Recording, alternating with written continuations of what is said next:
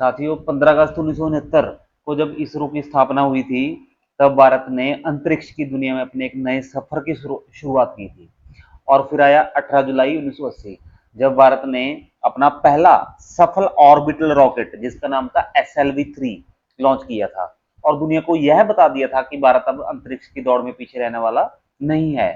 तो साथियों, अभी बीते 3 दिन पहले 18 जुलाई 2026 को कुछ ऐसा हुआ जिसने भारत का सीना गर्व से और चौड़ा कर दिया है पूरे संसार में।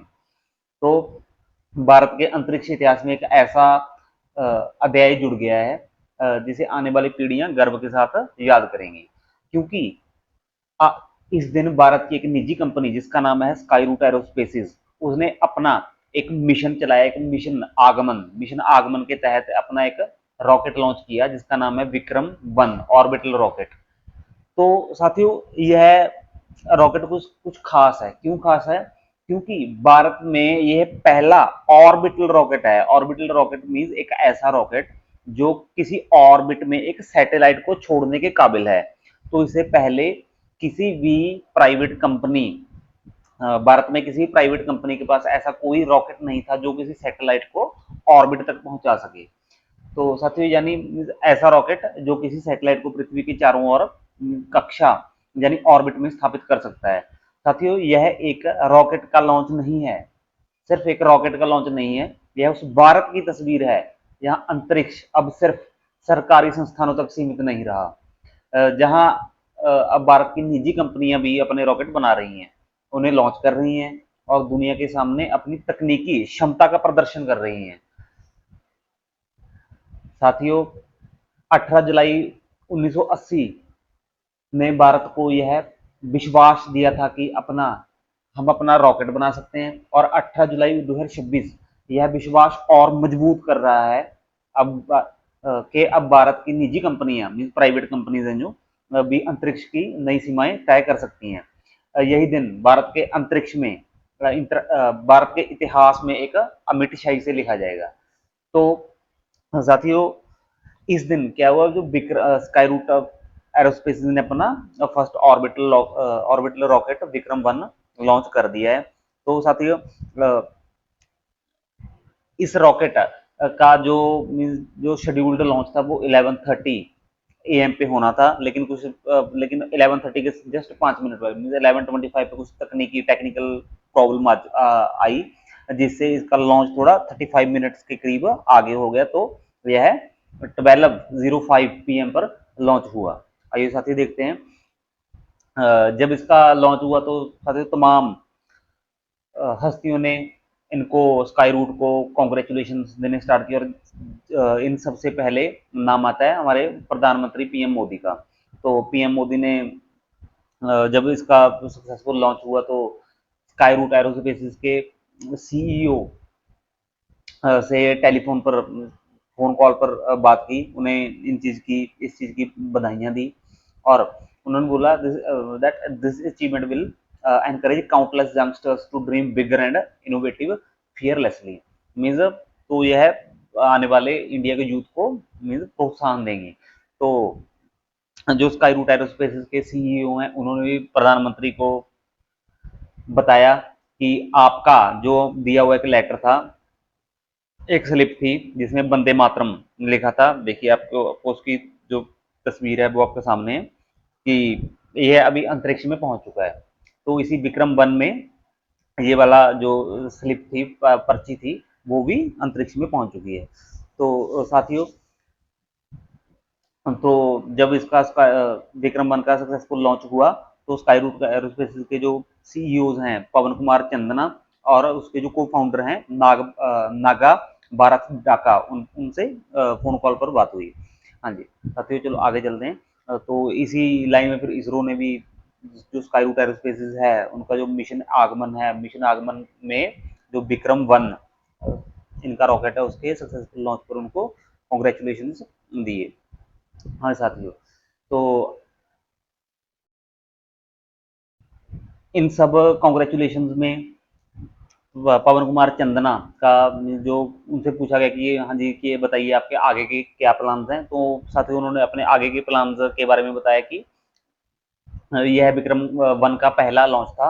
अभी एक टेस्ट फ्लाइट थी, तो भी दो और इसकी टेस्ट फ्लाइट्स होंगी। मीन्स टोटल 3 टेस्ट फ्लाइट्स होंगी और उसके बाद इसको कमर्शियल स्पेस में लिया जाएगा। मीन्स उसके बाद यह किसी भी और कंपनीज मीन्स दूसरी कंपनीज के सैटेलाइट्स को ऑर्बिट तक पहुंचा सकेंगे हम।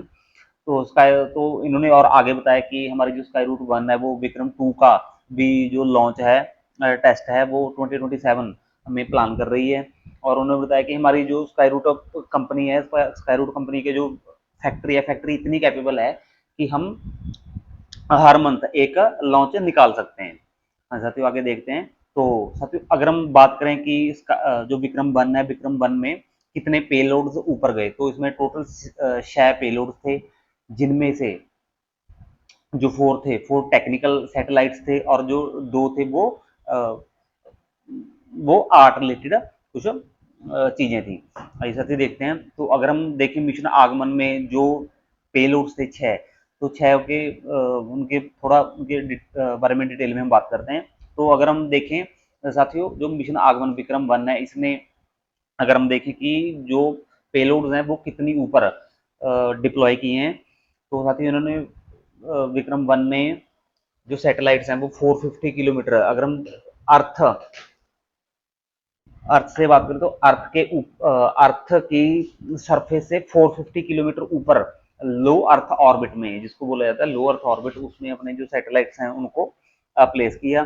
तो यह पूरा जो मिशन था, इसको इन टोटल 16, इसको थोड़ा करेक्ट करने की जरूरत है, यहाँ पे 15 नहीं, टोटल 16 मिनट्स लगे। और अगर हम इनके पेलोड की बात करें तो सबसे पहला जो पेलोड है वो है सोलारस S3। तो यह एक नैनो सैटेलाइट है जो ग्रह स्पेस फॉर अर्थ ऑब्जर्वेशन, जो कि एक बेंगलुरु की स्पेस कंपनी है, उसने प्राइवेट स्पेस कंपनी है, उसने बनाया था। तो जो दूसरा पेलोड था वो था स्कोप, यह इनका अपना मीन स्काई रूट एरोस्पेस का अपना ही एक इंडिजिनस सैटेलाइट है। तो यह व्हीकल जो टेलीमेट्री और सिस्टम्स है उनको टेस्ट करने के लिए इसका उपयोग किया जाएगा। तो थर्ड जो पेलोड है उसका नाम है एम्ब्रेस। तो जो एम्ब्रेस है वो कॉस्मोवीर स्पेस है, यह एक रोबोटिक आर्म है।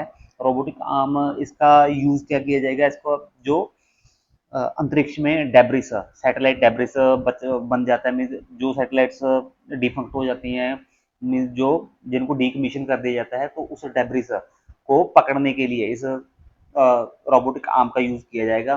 तो जो fourth technological demonstration technological satellite है वो है डी क्यूब्ड। यह है कि जर्मनी कंपनी डी क्यूब्ड का एक सैटेलाइट है साथियों।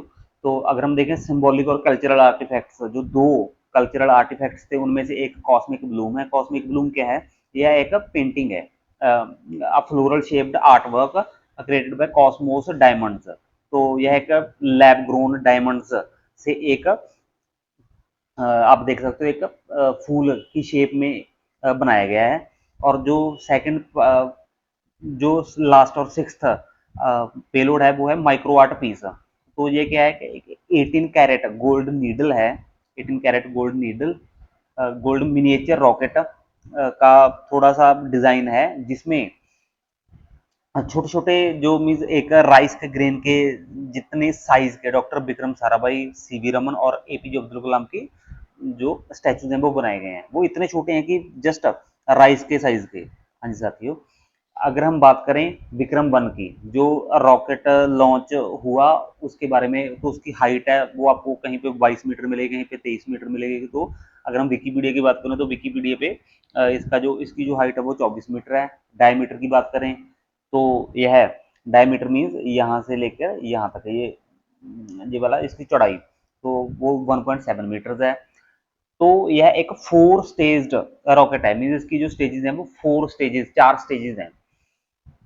अगर हम इसकी बात करें कि लो अर्थ ऑर्बिट में इसकी क्या कैपेसिटी है, तो ये 350 केजी का जो वेट है वो लो अर्थ ऑर्बिट तक पहुंचा सकता है। अगर हम SSPO की बात करें, मीन सन सिंक्रोनाइज्ड पोलर ऑर्बिट की बात करें, तो यहाँ वहाँ पे 260 केजी का एक मीन्स पेलोड है वो लेके जा सकता है। तो अगर साथ ही उसकी बात करें तो इसमें मटेरियल कौन सा यूज किया गया है, तो इसके मटेरियल का जो नाम है वो है कार्बन कंपोजिट स्ट्रक्चर्स। तो कार्बन जैसे साथियों हम देखते हैं कि हमारी अभी बहुत सारी गाड़ियों और बाइक्स में कार्बन फाइबर का उपयोग होता है। कार्बन फाइबर एक ड्यूरेबल मटेरियल है, तो इसका उपयोग किया जाता है वेट को कम से कम रखने में। अगर हम मेटल का उपयोग करेंगे तो उससे क्या होता है कि वेट बहुत बढ़ जाता है किसी भी चीज का। तो यहाँ पे इन्होंने क्या किया, इन्होंने कार्बन कंपोजिट में कार्बन फाइबर टाइप मटेरियल लेके यूज किया ताकि इसका जो वेट है ना वो कम से कम रखा जाए। हाँ जी। तो विक्रम वन की बात करें तो साथियों ये एक orbiter small lift launch vehicle है जिसको स्काई रूट एरोस्पेस ने डेवलप किया है। अगर इसकी स्टेजेस की बात करें तो ये उसकी फर्स्ट स्टेज है। फर्स्ट स्टेज का जो थ्रस्ट है साथियों वो 1000 किलो न्यूटन के करीब है। मैक्सिमम थ्रस्ट है जो 1000 किलो न्यूटन की है। और इसको जो इंजन, जो फर्स्ट स्टेज का इंजन है वो उसका नाम है कलम 1200 है। तो इसमें फ्यूल कौन सा यूज होता है, जो फर्स्ट स्टेज है, फर्स्ट स्टेज में होता है सॉलिड सॉलिड फ्यूल यूज। हाँ जी। अगर हम सेकंड स्टेज की बात करें तो सेकंड स्टेज की जो मैक्सिमम थ्रस्ट है वो 250 किलो न्यूटन की है। तो इसमें जो इंजन का यूज हुआ वो है कलम 250, ये भी एक सॉलिड प्रोपेलेंट इंजन है। अगर हम थर्ड स्टेज की बात करें साथियों तो थर्ड स्टेज में जो इंजन यूज हुआ है उसका नाम है कलम 100। तो यह क्या करता है, तो इसकी जो मैक्सिमम थ्रस्ट है वो है कलम 100 किलो न्यूटन की थ्रस्ट के साथ ये अपना ऑपरेट करता है। तो साथियों यह भी एक solid fuel stage solid fuel stage motor है, मीन इंजन है। अगर साथियों इसकी फोर्थ स्टेज की बात करें तो फोर्थ स्टेज एक 3D printed Raman one engine से पावर्ड है। तो यह एक क्रायोजेनिक स्टेट है इसकी। क्रायोजेनिक होने के साथ साथ ये लिक्विड प्रोपेलेंट है, mean liquid propulsion kick stage है। मीन इसमें जो फ्यूल होता है वो लिक्विड फ्यूल की का यूज होता है ताकि ज्यादा, ताकि इसको ना लिक्विड जो फ्यूल होता है ना उसका देखो साथियों उपयोग किस लिए किया जाता है, ताकि हम रॉकेट को जो उसका अंतिम स्टेज है ना वहां पे उसको मैन्यूवर कर सकें। मीन कब अगर हमें एक रॉकेट नहीं, हमें एक से ज्यादा रॉकेट्स को डिप्लॉय करना है ना, तो हमें क्या करना पड़ेगा कि रॉकेट को कभी बंद करना पड़ेगा, कभी उसकी स्पीड स्लो करनी पड़ेगी, कभी उसको दोबारा फिर चलाना पड़ेगा। तो ऐसा करने के लिए हम सॉलिड फ्यूल का उपयोग नहीं कर सकते, हमें एक ऐसा मैन्यूरेबल फ्यूल चाहिए जिससे हम अपने रॉकेट को मीज इस क्षमता से ऑपरेट कर सकें। तो साथियों वो लिक्विड प्रोपेलेंट बहुत आसानी से हमारे लिए है कर पाता है। तो जो अगर हम इसकी थ्रस्ट की बात करें तो इसमें 3.4 किलो न्यूटन की थ्रस्ट है इस जो फोर्थ स्टेज है। हाँ जी। अगर साथियों हम बात करें इनके आने वाले मिशन जो 2027 में प्लान है विक्रम टू की, तो विक्रम टू की हाइट 23 मीटर होगी। अगर वो विक्रम वन का ही एक हैवी वर्जन है, जो लो अर्थ ऑर्बिट है उसमें इसकी जो कैपेसिटी होगी 900 किलोग्राम की होगी। और जो एस एस पी ओ है सन सिंक्रोनाइज्ड पोलर ऑर्बिट, उसमें इसकी जो कैपेसिटी होगी वो होगी 1600 किलोग्राम की। हाँ साथियों, तो इसे भी कार्बन कंपोजिट मटेरियल से बनाया जाएगा ताकि इसका जो वेट है वो कम से कम रखा जाए। तो विक्रम टू भी उसी कैटेगरी का होगा, स्मॉल लिफ्ट लॉन्च व्हीकल। इसकी भी जो एंड वाली स्टेज होगी वो अपर स्टेज वो क्रायोजेनिक होगी। अगर हम साथियों इसमें इंजन की बात करें तो यह भी एक धवन सीरीज का रॉकेट है। इन्होंने अपना 2022 में धवन सीरीज के इंजन का टेस्ट टेस्ट भी किया तो वो सक्सेसफुल रहा था। हाँ जी साथियों। तो इसका भी उपयोग वही स्मॉल सैटेलाइट्स को लो अर्थ ऑर्बिट्स में और सन सिंक्रोनस ऑर्बिट्स में प्लेस करने के लिए किया जाएगा। अगर साथियों बात करें हम स्काई रूट कंपनी की, तो यह कंपनी 2018 में जब 18 में लॉन्च की गई थी। तो इसरो के साइंटिस्ट हैं जिन्होंने इस कंपनी को बनाया था। तो उस तब से लेकर आज तक इन्होंने बहुत सारे मीन्स जो अपने सेट इनोवेशन किए हैं। और 2018 के बाद 2022 में इन्होंने अपना एक पहला रॉकेट लॉन्च किया था जिसका नाम था विक्रम एस। तो साथियों विक्रम एस और विक्रम वन में क्या डिफरेंस है, तो जो विक्रम एस है वो एक ऑर्बिटल ऑर्बिटल रॉकेट नहीं था। वो ऑर्बिटल रॉकेट मीन्स वो किसी भी सैटेलाइट को ऑर्बिट में प्लेस नहीं कर सकता। तो विक्रम एस है जो वो एक सब ऑर्बिटल रॉकेट है। तो इंडिया, हाँ साथियों, तो इंडिया ने अपना जो स्पेस टेक है, वो स्पेस है, वो 2020 में प्राइवेट कंपनीज के लिए ओपन किया था। तब से आज तक भारत में 500 के करीब जो स्पेस स्टार्टअप्स हैं वो बन चुके हैं। तो उनमें से जो फर्स्ट यूनिकॉर्न बना वो स्काई रूट है। यूनिकॉर्न मीन्स $1 बिलियन की जो टोटल इनकी जो वैल्यूएशन होती है वहां तक पहुंचने वाला Skyroot aerospace is first means private company बन चुकी है।